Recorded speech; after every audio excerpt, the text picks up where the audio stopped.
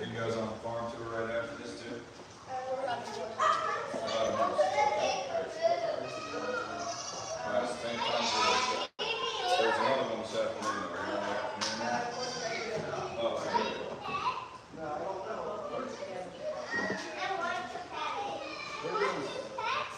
All right, guys. So these are our baby kangaroos. Hang on 1 second. Let me know. Do they know you're here? Yes. I got them. All right, good. All right, you guys. So come on down here with me. Told Grant to start. They are babies. All right, guys. These are baby kangaroos. Pretty good. We can get them from up here. Just sit down. And then talk to you like this. And come here, babies.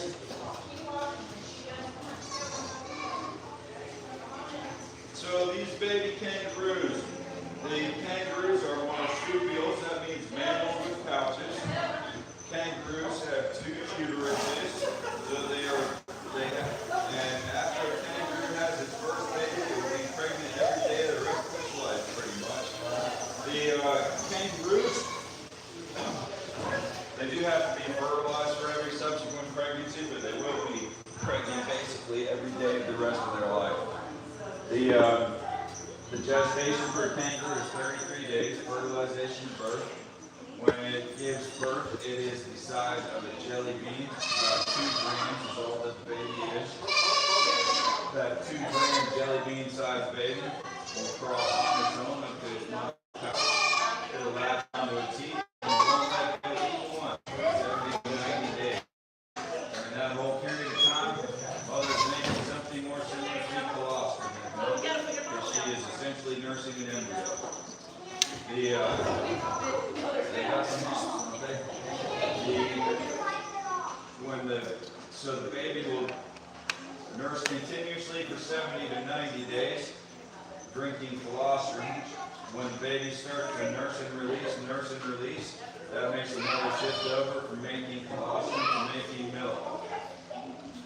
Hey Kevin, grab me a handful of hay right here.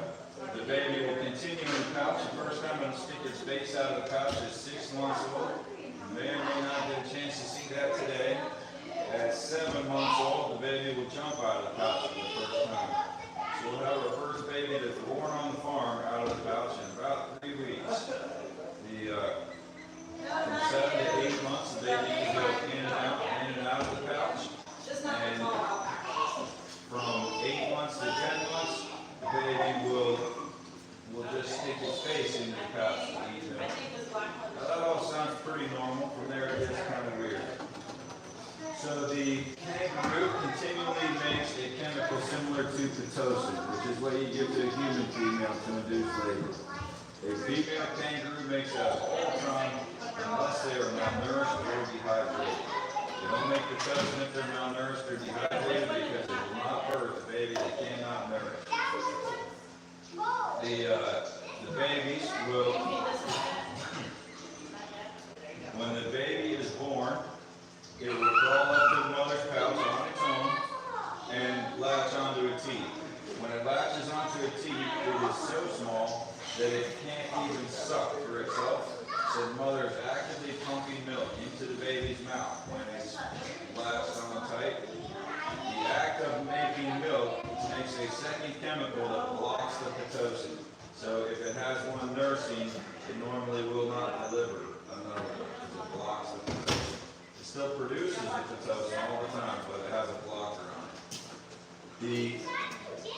So if the baby from the first uterus fails to make it to the pouch and latch onto a teat within 2 days, it takes 2 days for the mother to build up enough pitocin in her system to induce labor again. So after 2 days, if the baby did not latch onto a teat, fire 2, birth from the second uterus. So every time that it has one baby, it gets 2 opportunities for going to make it up to the pouch and get latched onto a teat. So suppose that the first one did make it to the pouch and latch onto a teat. What does that mean? Because there's still a second one in the other uterus, right? So it does a thing called embryonic diapause, just freeze frame in utero. It does not progress, it does not regress. It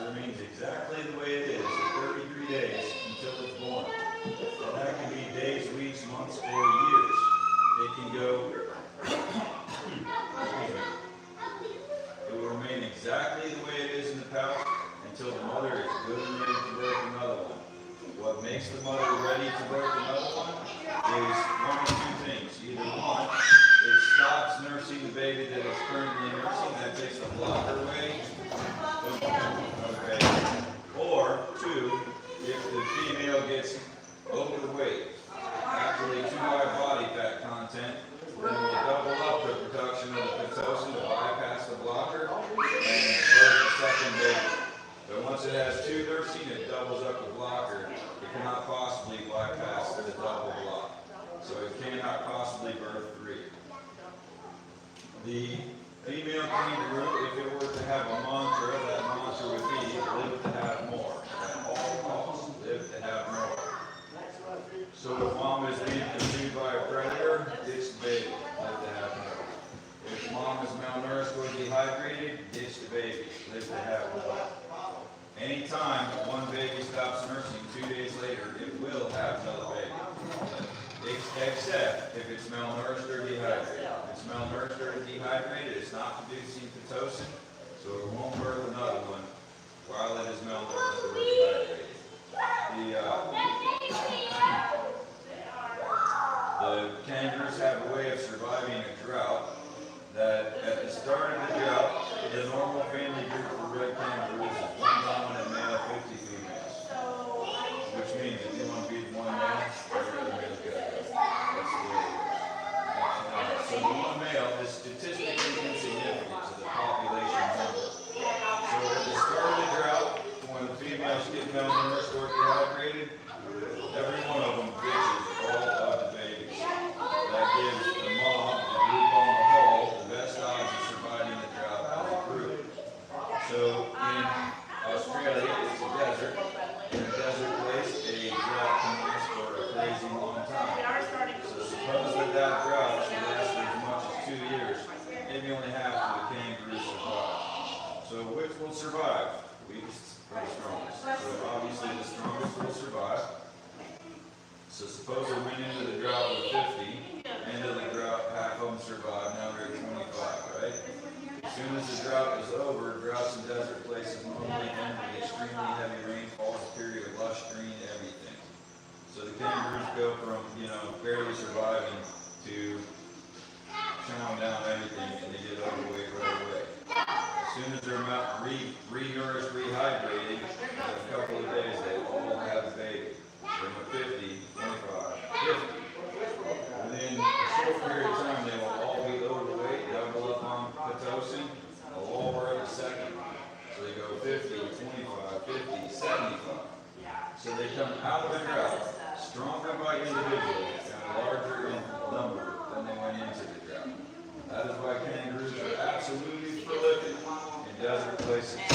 And so prolific, in fact, that if you take the reds plus the eastern greys and western greys, desert kangaroos, and all the various types of wallabies that there are out there, kangaroos and wallabies outnumber humans at least 3 times. So they are the ultimate desert survivors. Are you guys on a kangaroo encounter later in the day? Okay. So I'll tell you some of the things that I was going to tell you now. So these are all reds, but the redness of a red kangaroo is a male hormone-driven trait. So this guy will be a daddy kangaroo, will be a mom kangaroo. These two are neuter males. You can't keep unneutered males together; they will eliminate. So this is Ruby, that's Max. This is Tom, that's Jerry. The kangaroos will eat bottles here until they're 18 months old. Nutritionally, they only need them to 10 months, but the longer you can keep them drinking a bottle, the friendlier kangaroo you will have. And to have friendly kangaroos like this sitting in the middle of us, this is not the normal thing. This is bottle-fed kangaroos. And there are not a lot of places that do bottle-feed kangaroos just because it's prohibitively expensive. We spend about $50 per kangaroo per day on milk for kangaroos. And so it is a serious commitment to having friendly kangaroos around. And not only that, but it's a serious time commitment. Until they're 8 months old, they're eating 5 bottles a day. At 8 months, they go down to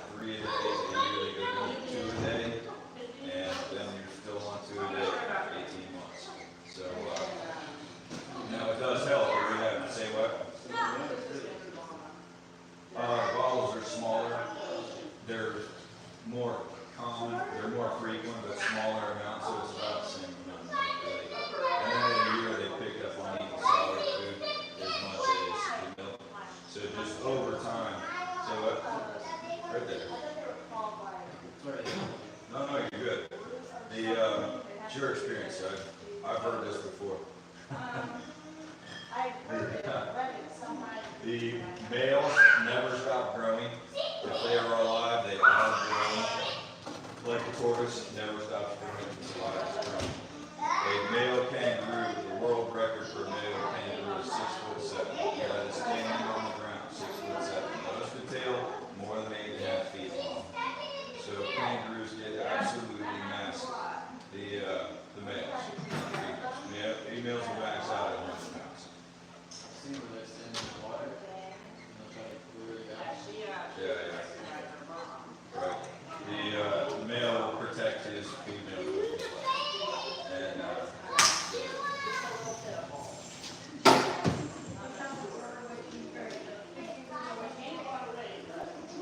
I can feed when I go out to the counter. Yeah, we make bottles in this. An adult kangaroo can jump at least 20 feet from the standstill. These lines on the floor or the fronts of the stalls are 16 feet long. So they can jump more than the length of one whole stall from one door to the next. On subsequent jumps, if they're already moving, they can jump almost twice that far. So an adult male kangaroo could cover this entire barn in 2 jumps if it's already moving when it makes the first jump. The kangaroos are not jumping necessarily by muscular strength, but by springs. So the long up and down part of the leg right there, that's a huge spring. So as they come down, that stretches the spring out, and then as they go forward, boing, that spring throws them forward. So it's the as the spring stretches, that's potential energy, and then as it draws itself back together, that converts potential energy into kinetic energy that throws the kangaroo forward. So it's not just a matter of muscular strength moving the kangaroo. If it was, they couldn't do what they do. Because for a human to go from, if you say walking is an effort of 1, then jogging is an effort of 3 or 4, and running almost made is an effort of 8 or 10. 100-meter guys like Usain Bolt is an effort of 15 or 20 times the effort of walking. For a kangaroo, walking is an effort of 1. Drop below the middle of the max. So walking is an effort of 1. Jumping low speed is an effort of 1. Jumping at a moderate running speed is an effort of like 1.3, 1.4. And top speed, getting it down 45 miles an hour is an effort of 2. And that is because of the springs. And why that's extraordinarily important is a kangaroo is going to move 15 to 20 miles a day in the desert. And if that was all by muscular strength, there is no way for them to get enough calories throughout the day. I mean, when I hiked the Appalachian Trail for my sons, our calorie intake had to be 5,000 calories per person per day to cover 12 to 14 miles. And the kangaroo had to put that amount of calorie energy into the movement. It could not survive. There's no way it could happen. Because they're covering 15 plus miles every day to have enough food to eat. And there is no way that they can power up their muscles the way that people do to cover that distance and find enough food. So they are extremely designed to be desert animals. And they do have 5 toes on each foot. Their front feet look basically like otter paws. But they've got 5 approximately equally sized fingers with a little bit of cover the whole and fingers that want you to pick up and look at it. And then their back feet, the 5 toes, they've got one huge giant one in the middle, 2 teeny tiny ones on the inside. That's what the feet look like on the front. And then two teeny tiny ones on the inside, and then 2 teeny tiny ones on the outside.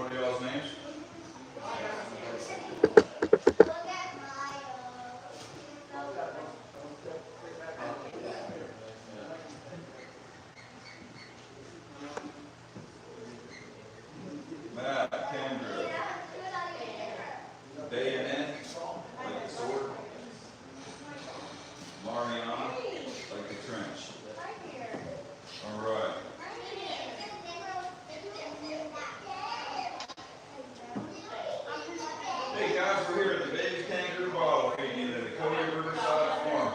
We're here today with Matt. Kangaroos, or Matt, Kendra, Bayonet, Mariano. Alright, starting again. Hey guys, we're here at the baby kangaroo bottle feeding at the Cody Riverside Farm. We're here today with Matt, Kendra, Bayonet, and Mariana. Matt and Kendra are feeding, oh sorry, I was wrong there. Matt is feeding the baby kangaroo Ruby. Bayonet is feeding the baby kangaroo Max. Kendra is feeding the baby kangaroo Tom. And Mariana is feeding the baby kangaroo Jerry. Ruby and Max are both 10 months old. All these kangaroos are red kangaroos, but the redness of a red kangaroo is a male hormone-driven trait. So Max is the only unneutered male here, so he is the reddest. Ruby is a female, so she is the most gray. The redness of them is on them, not in them. It comes through the male's musk glands. Tom and Jerry are both neutered males. They are losing their red color now. Within another few months, they'll be as gray as the females are. Ruby and Max are both 10 months old. Tom and Jerry are both 12 months old. These guys will continue to eat bottles until they are 18 months old. Nutritionally, they only need them 10 months, but socially, the longer you can get a kangaroo to drink a bottle, the friendlier kangaroo you will have. It is June 7th, 2025. We're at the Cody Riverside Farm in Benton, Tennessee.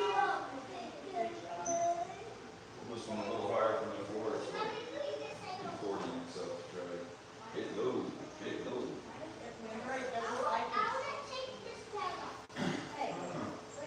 Put your hand in front of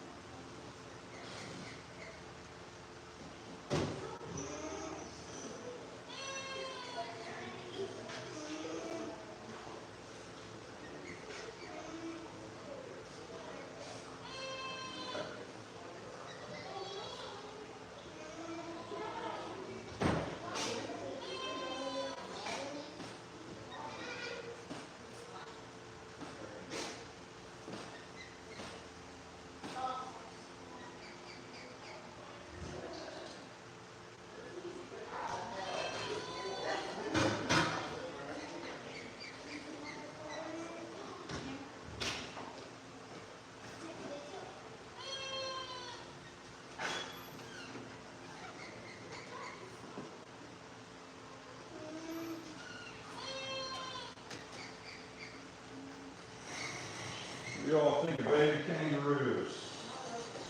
Softer than you think they would be, right? All right, they are ready for you guys up for the horse ride.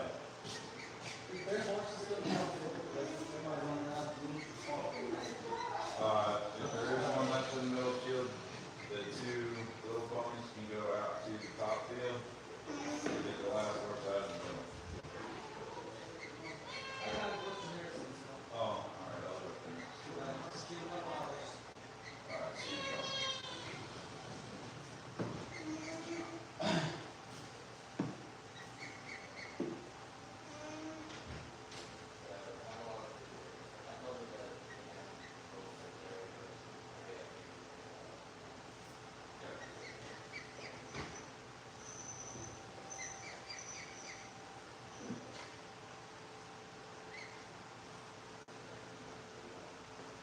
Especially if you use that way out in the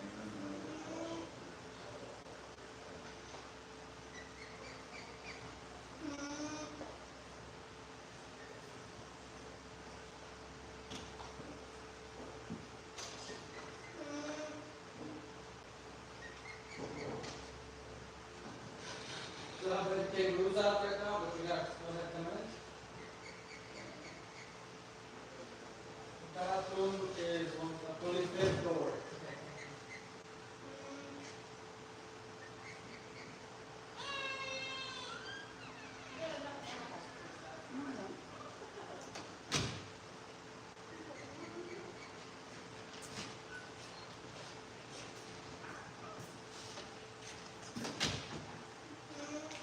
The girl that just went into the bathroom, her and her husband is for Sloth, and she doesn't need to.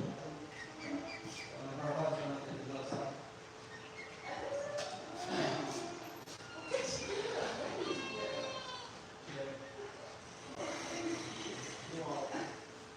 Come on in. And I'm not for the son, but I need more. So I'm not for the son, but don't need to talk about it.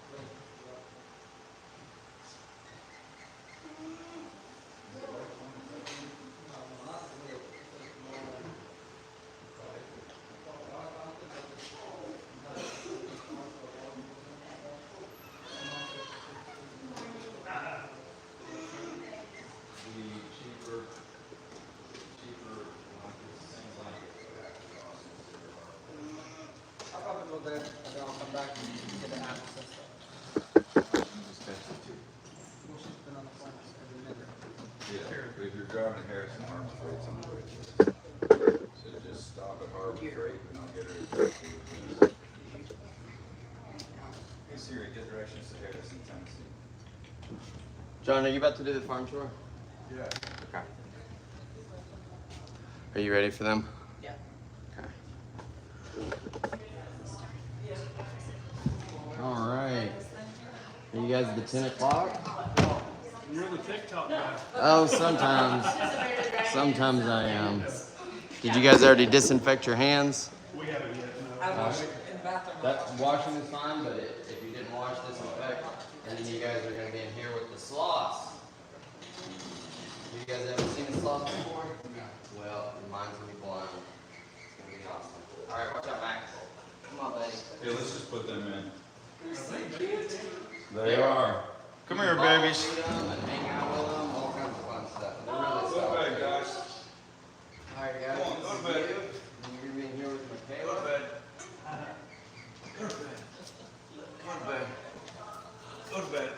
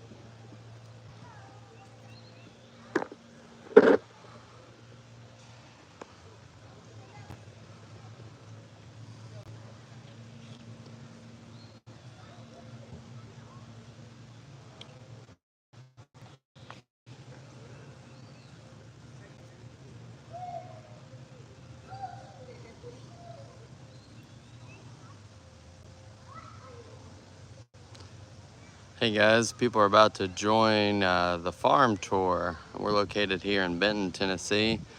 They're gonna come out here and feed some of these goats and sheep and llamas and alpacas. Farm tour's about an hour long. You end up seeing kangaroos, camels, coatamundis, sugar gliders, a whole bunch of stuff.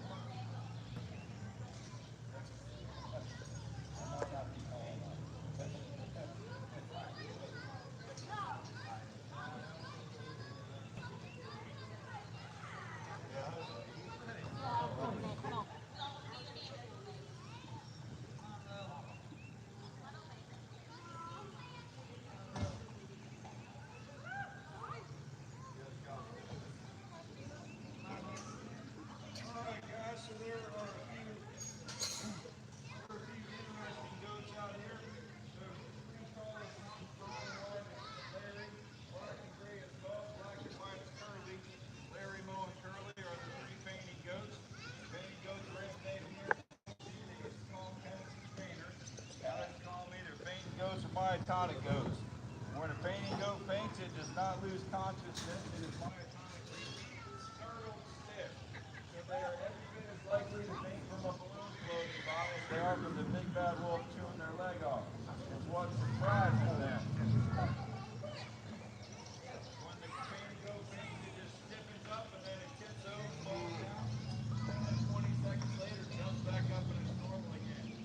The original idea of fainting goats was you put a fainting goat out with your valuable livestock, and if a predator would come, the fainting goat would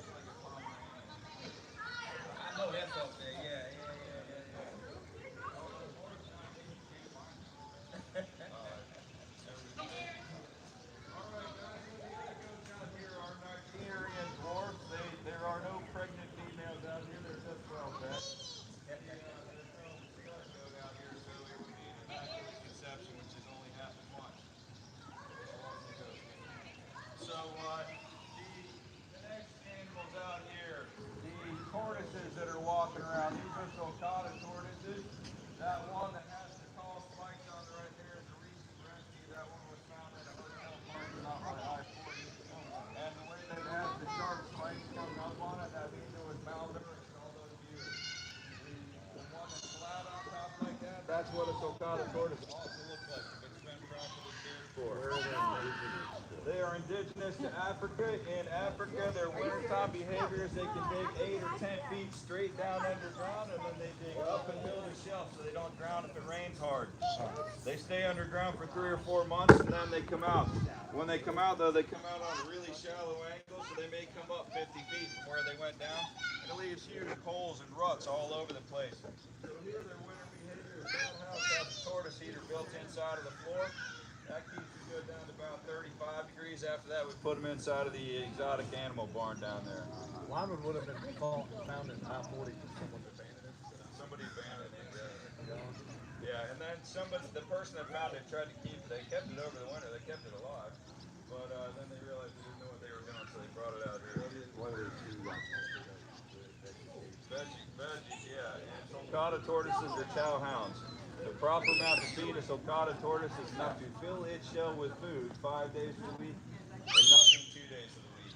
So they eat like whole heads of romaine lettuce. You'll cut a full-size watermelon in half and give it to 2 of them. They fill their shell with food 5 days a week.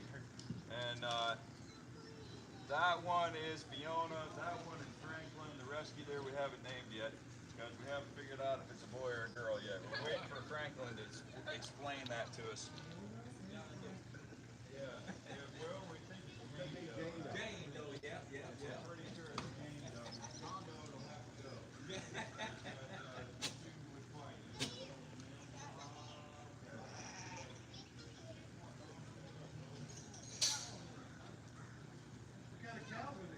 Weston. You need more? Red ones were born here on the farm. Those are Highland crosses.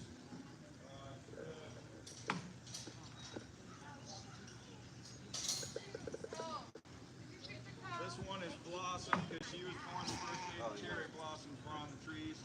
That one is Spud because his mama is Tater Tot. That one is Lily because her mama is Easter. Then these 2 white ones over here we bought from Kangaroos Ranch up in Illinois. And the one with the red ears right there is a micro mini. She is guaranteed to not get taller than 34 inches in her life. And the next one is a mini, and she will not get more than 38 inches in her life. So those are the ones that the whole world is crazy about. People paying as much as $100,000. Yeah, it's just a display animal. And so it rained last night. These guys rolled in the mud. But when they're dolled up, let me show you what they look like. When they get a nice bath. Yeah. They get washed up. They look good. Yeah. It's like glamour shots with cows.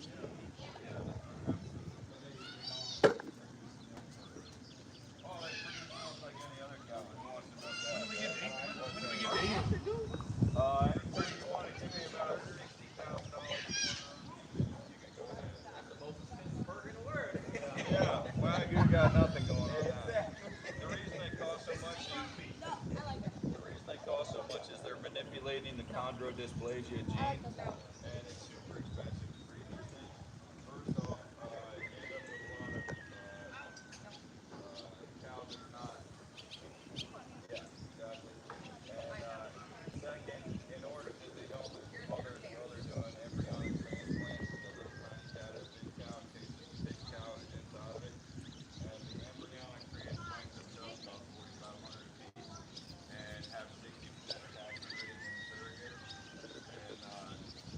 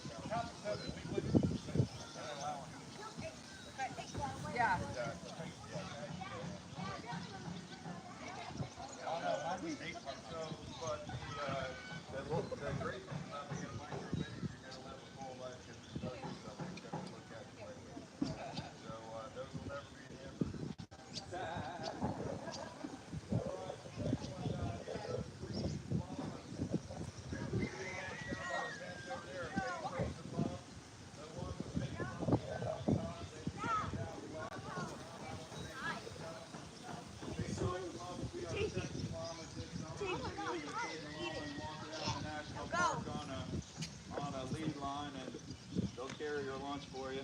And, Peanut, if you're watching me on Facebook or TikTok or whatever, Peanut is the one that likes to go down and take a swim in the river every day. The other ones haven't quite warmed up to the swim. Hey, if you want to feed the tortoise, buddy, what you got to do is its head needs to be here and your hand needs to be here, so its head needs to come forward and down. Eat out of your hand. You just stick your hand up in its face. You can't see what it's doing by your finger. So hand in front, so they come forward and down. All right, guys, let me show you Thomas right here. You guys are going to be interested in this. Thomas, everybody wants to gather around. I'm going to show you Thomas. This is interesting. But let me get him out of this mud first, all right? So, here, Thomas. Come over here, buddy. All right, you guys see the way he's all fluffed up and he's bright red and everything, right? Yep. This is his show-off mode. He's wanting you to give him attention. That's why he's doing that. So you see how very big his waddles and gobbles are. His snoot, the thing on top of his head is hanging all the way down the front, right? So now what he wants is attention. So when I pick him up, he's getting exactly what he wants. So he will stop feeling the need to show off. So he's going to stop pumping blood into all of this and into that. So it's all going to shrink up and turn white. So feel him while he's still red, because he's not going to be red for very long. Feel all this down here.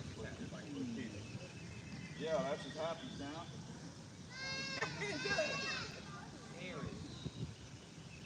So the thing on top of his head is called his snoot. His snoot is his attitude thermostat. When he's all the way happy, he stops pumping blood into all of this. His snoot goes up on top of his head like a unicorn horn. You see how quick, I can't see that side, but you see how quickly he's turning white, right? I had the patience to stand there and hold him for 5 minutes. He would be entirely white. Everywhere that he's red, he would be white. You guys are staying here on the farm. Is anybody here staying here? Okay, good. So if you are staying here, sometime this guy shows up at the campfires tonight, and we just ask people not to feed him s'mores because he gets it's a pain to get off. But so this guy turns all white as he is just happy and content, just loving life. All of this, all the blood drains out of it, and he turns all white, right? So then watch, when I set him down, he's gonna just fluff his feathers all back up, and he's gonna blow this all back up with blood. Then he'll start to drag his feathers on the ground like this, and then he'll start to go. Here comes you, look at me. Here comes the snoot. Yep. Well, if he had a woman around, that would be his mating behavior, trying to show off for the women. But since there's no women here, he just wants attention. He said, might as well get protected somehow, right? Yeah, yeah. This guy is fully flighted. He just goes wherever the people are. Look at that peacock. He's in with the porcupine. There were a bunch of them in there the other day. Oh my gosh, did you see the way she ate the pole overnight? No bueno. When they were like, we're going to put them in there, I was like, it'll shoot right through the pole.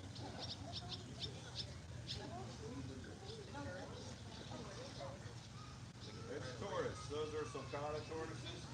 So a tortoise goes mainly on the land but can go in the water. A turtle goes mainly in the water but can go on the land. Oh, okay. That's like the stuff. No, we don't discriminate. we distinguish. Yeah.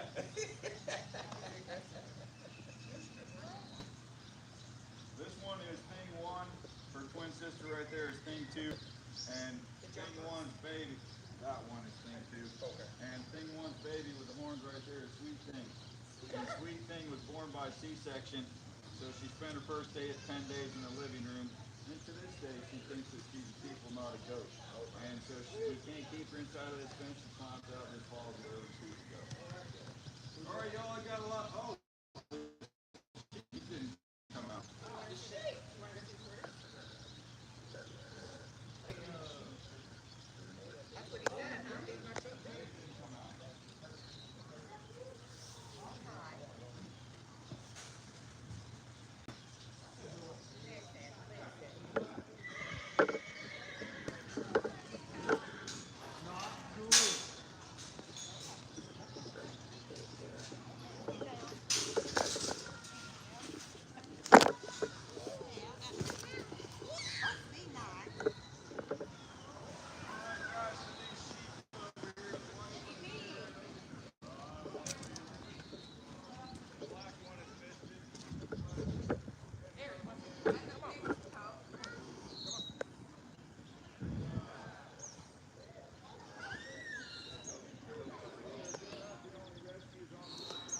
Guys, we got a pony ride going on over here.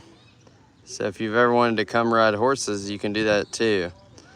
I'm getting ready to take this camera down so you guys can finish watching the sloth encounter. This is a horse ride for beginners. That's why they're inside the round ring. So if that's where your skill level is, that's where we start you off. Nothing wrong with it.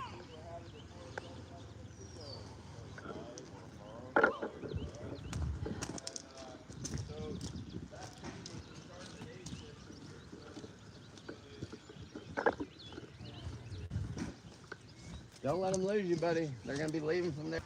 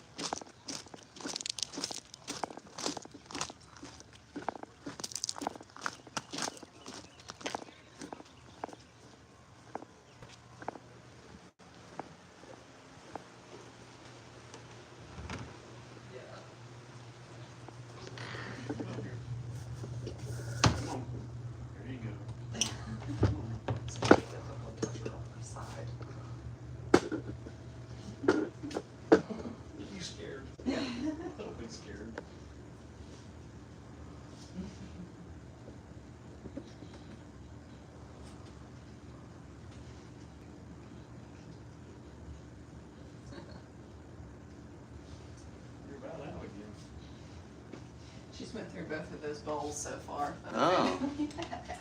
Nice. Maybe we get to chop up some more veggies in here. I feel like half of my job is to be a professional chef doing all this.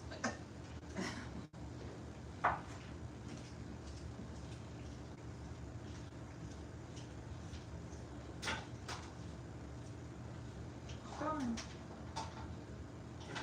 Apple gone. Trade you out. Gotta chop up some more veggies anyway. You made this a maze when you tried to get in here. Uh-oh.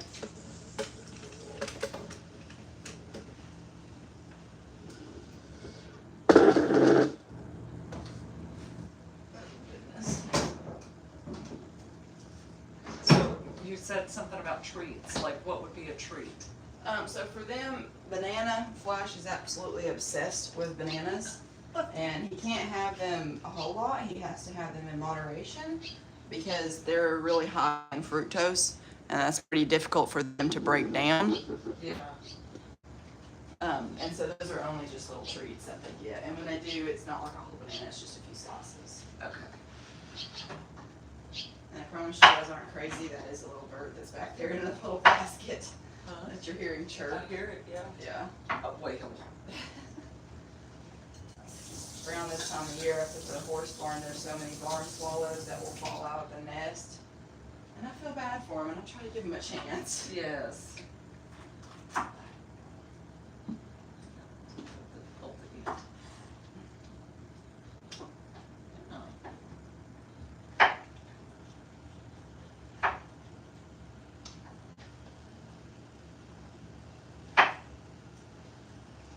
So is this the first time that you guys have ever interacted with a sloth? Yes. Always been on your bucket list. His. Mine. She's gotta be getting full. You would be surprised. They eat about 1/10 of their body weight every day. And I feel like that's even just a little bit more right after they've used the bathroom because they're trying to replenish all of the stores that they've just put onto the floor.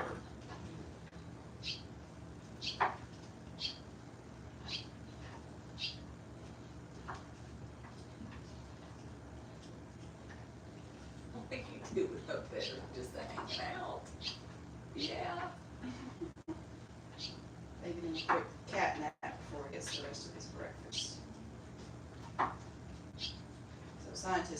think that sloths slept upwards to like 18 hours a day. But after doing a little bit closer research and actually observing their eyes while they were hanging there, they realized that most of the time, well, not most of the time, some of the time, that they thought that they were sleeping. They were actually just hanging there like he is, but with his eyes open, not doing anything besides digesting their food. And so sloths don't feel like they constantly have to be doing something like a lot of us do. Right. You tell me to sit down and do nothing for an hour. If I've, maybe I'll take you up on that offer if I've been working all day. But for the most part, I like to be doing something and moving around and things like that. But sloths do not feel that way. No, they're just like, let me just hang out. And they really can't because, the diet that they eat naturally in the rainforest, the leaves of the sarcopia trees are very, very low in caloric content. And so if you don't intake that many calories, you don't have that many calories to Burn. expel, Yes. and to use to make energy and ATP. So they have to be really conservative about what they decide to use their energy on, which most of the time is digestion. So obviously digestion is essential for living. And it already takes their system about 30 days to digest everything that's in it. Goodness. And so when they do get full and they've had enough for the day, they have an internal off switch that they can just turn off and not feel like they have to eat anymore. Oh, So I wow. wish that I had that ability because Me even too. after, if I eat a full meal, I still feel like I want a little sweet treat afterwards, but Yep. they can completely turn that off because, if they didn't and they were to continue to eat even after their systems were full, it would get pretty backed up. Right, And they don't have the ability to just be like, oh, well, let me digest just a little bit faster. right.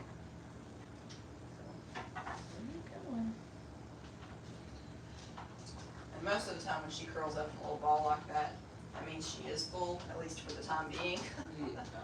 And she'll take a quick little nap like that. No, she decided to change her mind. I don't have anything.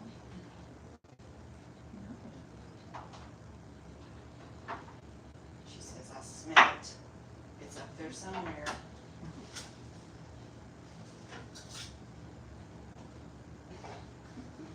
You were demanding. Yeah. There you go. You just snuggle in. Okay, good.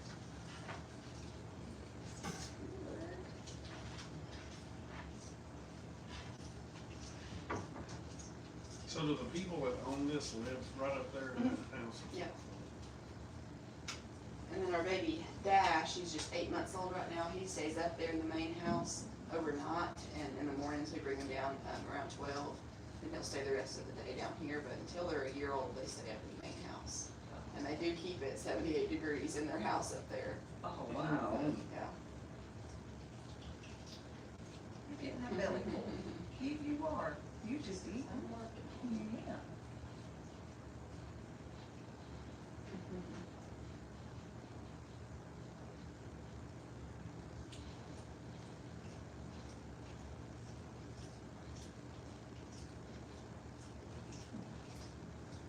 You waking up, Flash? Yeah, he's gonna lower down and try to mess with your hat there. Oh, well, hello there. He might be getting a little bit hungry too, so you You want some? Carrot? Oh, wait, no. You finally decided to come down?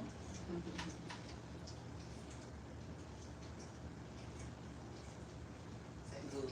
Yes.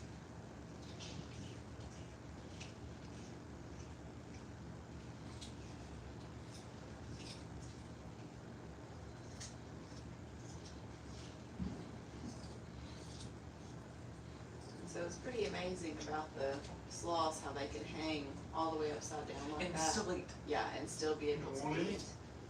Because everything that's in them is designed just in a specific way to allow them to live their lives upside down like this. So if you think about for us trying to do a handstand and they eat something, it ain't gonna happen. Because we have the ability to vomit, our bowels can go both ways, Yeah. but theirs is only one way, so it's only down into the stomach. So they do not have the ability to vomit or regurgitate their food. So, Look, hello there. What? Is that good for them? He liked the zucchini. they also have a total of 46 ribs, 23 sets of ribs, which is double what we have. And with all of those ribs, they have connective tissue that's adhered to their body cavity and their intestines and organs and everything to keep everything just in the right place, even when they're hanging upside down like that. That also aids in them being able to survive a drop from up to 100 feet in the air. Whoa. So if something, either a miscalculated step or something were to be after them and they were to take a tumble to the rainforest floor, they would almost certainly survive that fall. Wow. And that's because of the connective tissue that's holding their organs so tightly in the place that it's supposed to be. So for us, if we were to get into a car accident, a lot of the internal damage that we can get would be from our organs slamming into the front of our body cavity and then Right. coming back, but they don't have that issue because everything is so tightly adhered into where it's supposed to be at. So the Lord is interesting. Yes. Designing animals. Very much so. So very particular. Lots of detail. You hungry too? Yeah. More. She likes that. He don't like the carrots. He She ain't seems to like the carrots better, and he They seems all to have like the particular, and if he starts to get full, we can break out the green beans because green beans are definitely his favorite, and he has a hard time turning those away. Oh, I love But it. we try to keep him to have a balanced diet and still have the sweet potatoes and the Yeah. squash and zucchini. But Said you gotta eat what's good for you. Yeah. yes. But I also think that it's pretty cool if you were to look at the skeleton of a two-toed sloth. You would think that that thing was ripping through the trees, tearing everything out, because their arms are so incredibly long. Their arms are the length all the way stretched out as the rest of their body. And they have these really long claws and 4 really sharp teeth. And so you'd think they're like top of the food chain. And so I think that the Lord definitely has a pretty good sense of humor to make an animal like this. I That, know. Yep. from observing it alive, you're like, oh yeah, that's a pretty pitiful, excuse for an animal. But then you look at the, The internal is, I mean, that's just, Yeah. everything is designed just the way it should be to make it work. right. So, he said, here, you can have that one back. Yeah. What? I know, you want more. You do But- too, huh? Everything in a sloth, from the valves that are in their, in their esophagus to make sure everything goes down to their stomach, not back up, to their circulatory system is designed for them to live this way. So even their blood circulatory system has specific valves in it that has the ability to open, slam shut, and pump harder as it's needed. So right now, he's hanging all the way with all of you'd think the blood would be rushing to Right. his head, but he has specific valves in his circulatory system that will bring it back up to his toes and make sure that it doesn't all pull to his head and his feet don't fall asleep from lack of circulation. That's craziness. It is definitely pretty cool. Yes. Oh my word. Yeah, they're going through a lot this morning. That's a a lot. lot. Make a run to Food City and get some more vegetables. Oh my goodness. Break out some of the green beans. Now, do you like green beans too? Zoe is a little bit more picky on what she likes about the green beans. Some days, probably today, she'll eat them just because she is ravishly hungry. Yeah. But some days, if she's not as hungry, she's pretty picky about the green beans. Yeah. But we'll see. Since Zoe is already out, should we just keep her out for right now, or should we put her up and focus more on Flash? You can keep them both out. There's nobody after them, I don't think, so. All right, where you going? Peanut butter and sugar. She has been, She'll hug me. She wants to hug me. and sometimes a little bit of encouragement for her too, is if you put both your hands under her booty and start to slowly scoot her up, The scooter. then she'll There we go. she'll There we go. usually start to grip on like that, but you can feed those to Flash if he's interested. She's like, I want food. Yeah. Well, where'd you go, Flash? Scratching this up. Yeah. He loves to do that right over top of people and loves to throw shavings down on their head. That's his Oh, favorite that's thing to fun. do. No.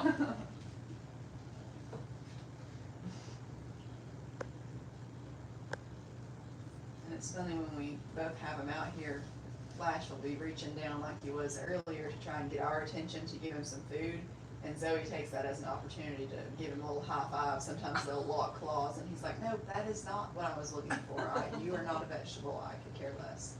But he kind of looks like a monkey when he hangs from just this. Listen, you're gonna touch your side and then you're gonna get mad at me. What do you think, girl? She says, I know it's around here somewhere. I smell it. Girl. Is that what you want? She says, yeah. This way.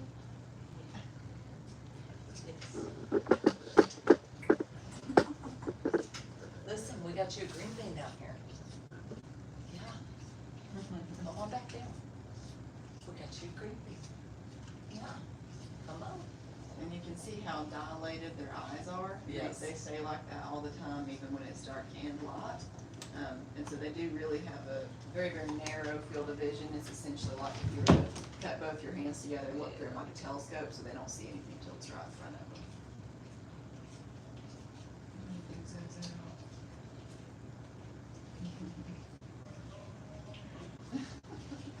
I know, you're so hungry.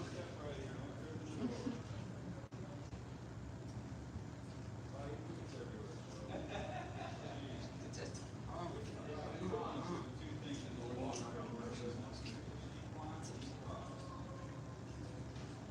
Thanks, Kevin. My family lives in Franklin County, Uh-huh. near here Yeah. in Winchester County. Yeah. They work from Johnson City. Oh, okay. Not too far. There's your good stuff, huh? That's the good stuff, yes.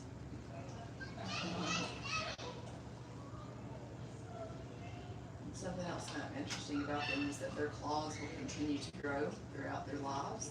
And we keep all of the natural bark on all the trees that are in their enclosures to naturally kind of grind them down a little bit so they don't get so overgrown that, you know, it'd be difficult to climb for them. We try to keep it Wow. as natural. You got as to it cut would your be green as beans possible. now, huh? Yeah.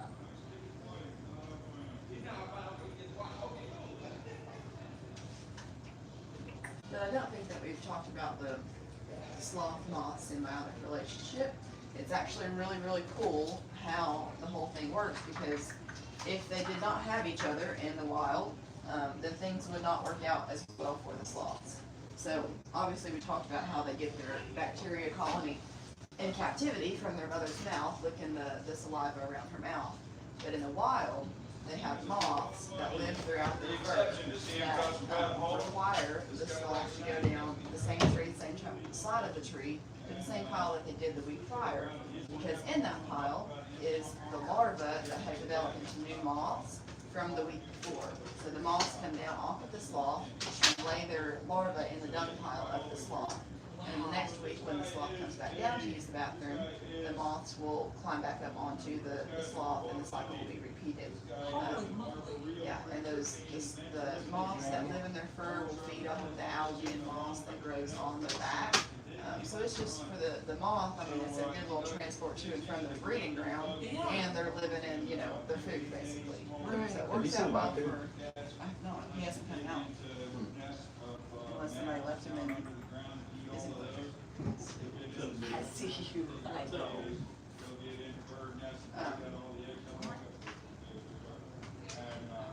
There's another one? Yeah, Baku is an Oh. armadillo. That's Oh, really yeah, I saw him just a minute ago. Okay, yeah. He was in there. He She was said, in there? yeah, she said he saw him in there. I don't know Yeah. if he came in, Oh, I I'm didn't sorry. realize it. I don't think I saw him scurry out. He was in there. Oh, Oh, he's outside. In the outdoor enclosure. Listen, now listen. Right here. That is what she's looking for, isn't Yeah, it? look at that there. Oh, I know, I saw it. You know, they're becoming, like, they used to only be like in the west, but Yeah. down in Franklin County where my family lives, Yeah. I see them all the time, just hunting. Yeah. They're just walking through the woods. And so Baku, we can talk about him in just a little bit, but he's actually a three-banded armadillo from Brazil. So those are not the kind that you see on the sides of the road. The kind that you see around here now are the 9-banded armadillos, and they can have anywhere from 7 to 11 bands. But something kind of cool about them is that Baku, the 3-banded armadillos, they almost always have identical twins. The ones that you see that are becoming more popular around here almost always have identical quadruplets. So, yeah, it's pretty neat. Whoa. But back to the sloths and the moths. So we talked about, yeah. I can't, like, Yeah. wow.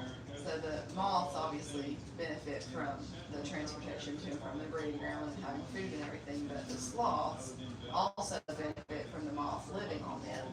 So in the wild, they will turn around and when they groom themselves, they'll look at a portion of the moths themselves, and that serves to be their form of protein in the wild, as well as a few other small bugs and insects that might be on the leaves as they're eating them. But they'll also lick up a portion of the moth's waste that's in the fur of the sloth, and that serves to be where they get their bacteria from to digest their food. That's pretty interesting. Like astounding. Yeah. Like Everything is very intricate and well planned out. That's definitely sure. Anything flash?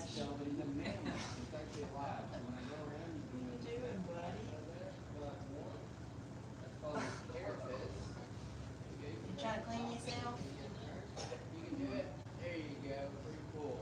So it's made out of the same type of material as our fingernails. There are over 20 different kinds of armadillos. There's one we call the pink barrier. She's about this small. It's really, really deep. So Baku here will hit the field to run 30 miles an hour. It's going to say it's supposedly the size of a soccer ball. He's run a little bit, but not a lot. He's pretty awesome. I always see him. Oh, That's how I throw. Yeah, he's mostly our social media guy, but he does, he knows all of the talks about all the different animals, so he helps out wherever he's needed, basically.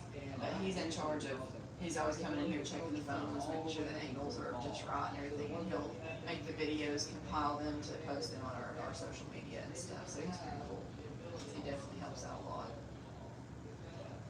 He's always trying to find new ways to set up our online booking system and everything like that, and trying to perfect everything. So he's definitely a lot better at technology than I am.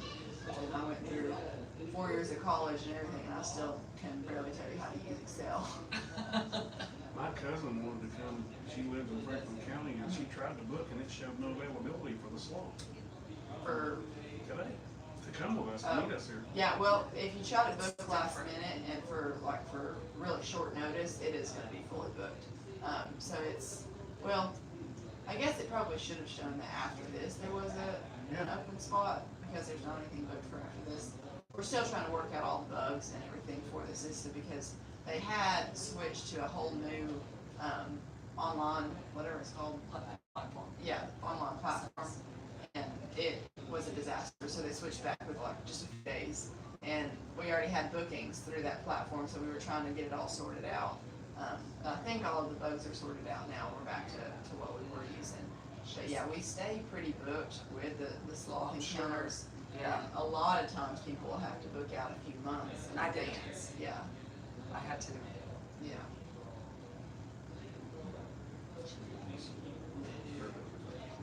And that's what she does too when she curls up in her hammock in there. She curls up in a little ball where she's almost like laying on her face. Which, something also pretty cool about them is that, believe it or not, they are related to the armadillo. So armadillos, sloths, and anteaters all have the ability to curl their spine up into a ball. Obviously, the sloths don't have a shell or a carapace like the armadillos do. But yeah, it is pretty interesting. It's called, the superorder is called Zathorans, which just means hinged spine. So I can curl my spine over, but I can't curl it so much. Like to that. where- Take your head between your legs. Yeah. Yeah. It's cool.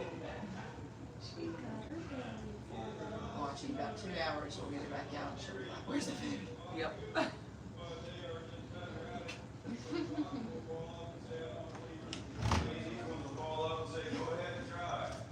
You wanna play with Baku? You wanna play with Baku? Yeah. So Baku, you can see how hairy he is underneath, just like that, and if you look, he's wanting down. Yeah. But if you look at his front, claws, they look really similar Oh, to the yes. sloths. Really, Yeah. And my favorite part on him is his little shred ears. So I'll put him down. If he gets too annoying, I'll put him back up. Cause sometimes he likes to find people's ankles and starts digging around in their socks to try to find bugs.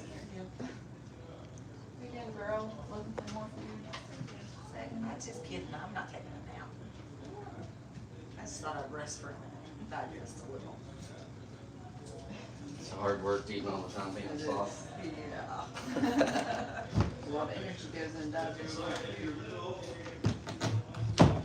I actually had a girl yesterday, he's gonna start digging at your ankles. He doesn't bite, I promise, he just scratches with his front feet. I had a girl yesterday, I convinced her to stick one of his little mealworms that we have, the dried mealworms, In her into the edge of her sock. And it made his entire week. He was like, yes, this is what I've always been looking for. Oh, how Yes. cute. And I always, beforehand, I would always tell people, I don't know why he continues to look and look and look at people's socks because he's never found any bugs until yesterday. So now Oh, I he's love like this. That's set for life. Yeah. He looks like a little russet potato running around with high heels on. And his personality is just so big. Oh. He is quite the character.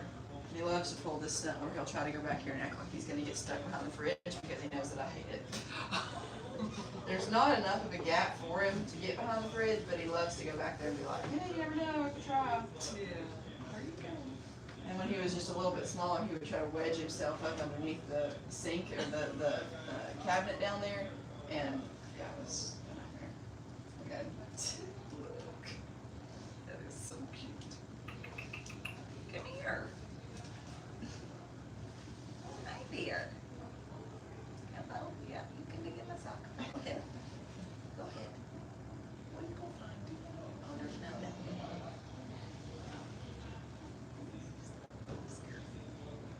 There's nothing.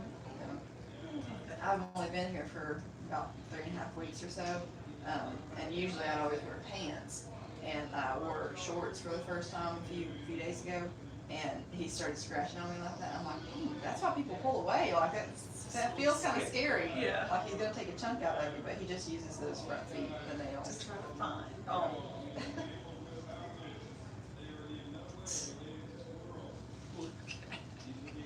And he's roommates with Zoe, so it's kind of a little bit of enrichment for both of them. So when he is scurrying around on the floor down there and she's just chilling in her hammock, it just kind of gives her something to do, to look at him, To watch watch, him, and yes. Now here he comes on me. And same thing for Baku, when she's climbing around at the tree, it just kind of gives him something to think about, wonder about, and Yes. occupy his Nervous time. crap. Yeah. Yeah, he's training to try to make it into a nail salon and be a little nail tech, but he's not made it there quite yet. Oh, he's in my He's in your I shoe. That was so funny. Come back there now. Please, let me find something. And he's got a little ball in there that has little holes all in it that we use to, he has a little treat for him. It's a really high quality cat food that we soak in water and give to him to get a little bit of protein in his diet as well. And we'll stuff it full of the cat food and then we'll put mealworms in the middle of it. And he will go to town with that ball, just rolling it Yes. around, trying to get in there to the mealworms. Yeah. Because those are his favorite for sure.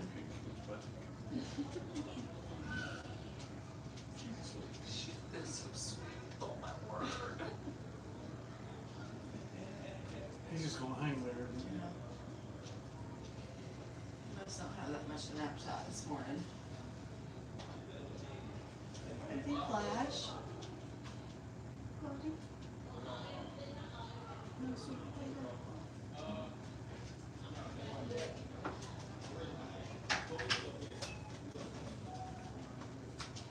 And so we only really have the two-toed sloths, which is what Zoe and Flash both are in captivity, because the three-toed sloths, the ones that have the bands across their eyes, their diet is a lot more sensitive, and they can really only handle the leaves of the Sycopia trees, which is what grows in the rainforest.